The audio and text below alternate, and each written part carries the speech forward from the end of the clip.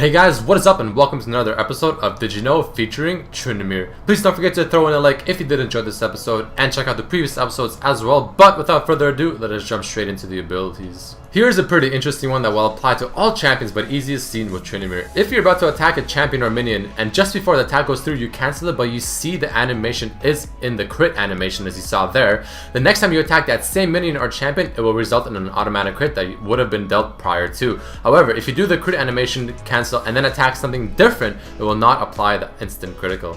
Tryndamere's Mocking Shout can also be used on people through the Fog of War, but that champion will also get a brief vision of Tryndamere. A really cool thing about Mocking Shout is that it will become available to use when you walk into an area where there is a stealth champion. As you can see here with Timo, as I walk into his area, it becomes available, letting me know that there is someone sneaky around this area and I can also use it.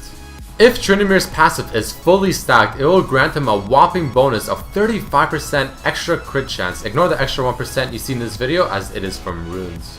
If Tryndamere is at 1 HP, which is what he will be at in ultimate form, Bloodlust, which is his Q, will give him roughly 60 extra AD, so he has a lot of bonuses from being in a certain state with his skills.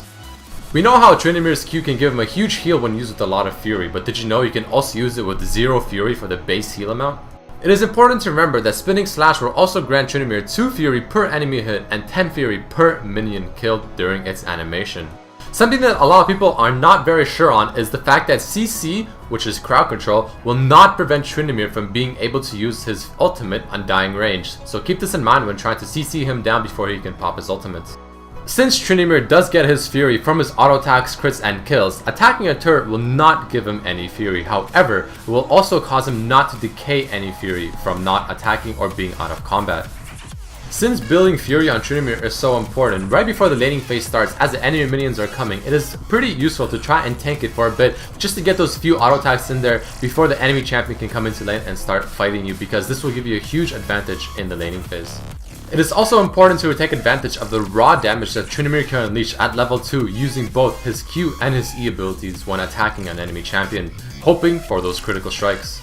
Since Tryndamere's ultimate gives him 100 Fury at level 3, it can be important to remember that using the Q ability at 100 Fury to get the full heal and then popping ultimate shortly after will result in him getting the 100 Fury back very quickly, giving him the crazy bonuses that he gets from such things. The only thing that will kill Tryndamere while he is in his Undying Rage state is the Fountain Laser at the Nexus. Alright guys, time for my personal favorite part, the cool facts and lore about Tryndamere. The character Tryndamere was designed by Gwinsu. Brian Sommer voices Tryndamere. He's also the one who voiced Warwick and Nunu's Yeti. Tryndamere used to have a title named the Dark Champion, but it later got changed to the Barbarian King. Tryndamere seems to have strong similarities to Conan the Barbarian. Conan came from a nomadic people of the far north, and Tryndamere comes from the northern Freljord. Here's a pretty interesting one. Tryndamere was actually named after Riot's president Mark Merrill's character on Evercrest. That is also where the character's looks got inspired from, as Mark's character was wearing a certain armor pants that Tryndamere wears in his default skin. Tryndamere's dance refers to the Hopak, which is a traditional Cossack dance. Prior to his rework, his dance was actually from NSYNC's song Bye Bye Bye. Tryndamere was also the first champion to have an attack rating of 100. Tryndamere's quote, "I am your worst nightmare," is a popular trope used in many games, TV, movies, and music. The skin King Tryndamere references his marriage to Ashe, who also has a skin called Queen Ashe. This also signifies his becoming as the king of Freljord. Also keep in mind that the marriage between the two is not based off of love, but based off political purposes.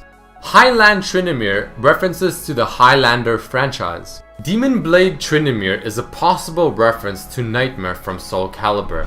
It may also reference Haru Glory from Ravemaster, as there is a sword in the anime which claims the soul of the wielder for great power in return, and eventually it will fuse with the wielder's arm, as this skin has Tryndamere looking. Sultan Tryndamere is a skin released to celebrate the release of League of Legends in Turkey. Tryndamere's nemesis is Aatrox, as in his lore it states how raiders ambushed Tryndamere's clan at night and that they were able to hold it off until a dark figure now which we know as Aatrox, appeared and, as a result, got his tribe overrun. Tryndamere got knocked unconscious and he seemed to pop his ultimate in the lore as he became completely fueled with rage. As he charged Aatrox, Aatrox swatted him aside and mortally wounded Tryndamere while he was still young. There's also a very special interaction with Aatrox and Tryndamere when they meet. The frailty of your form, Tryndamere, my greatest creation. Alright, and that unfortunately marks the end of this episode of Did You Know featuring Tryndamere. I really hope you guys enjoyed this episode. Don't forget to submit your suggestion on who should be the next champion I do my episode on, as this one was actually a suggestion from XChinin, who also is a YouTuber, and he posted he wanted to see Tryndamere, and that's how I started this episode. So once again, post it in the comments. Hope you guys enjoyed this episode. Throw in a like if you did, and maybe share with your friends or favorite the video. But as always, I will see you next time. Peace.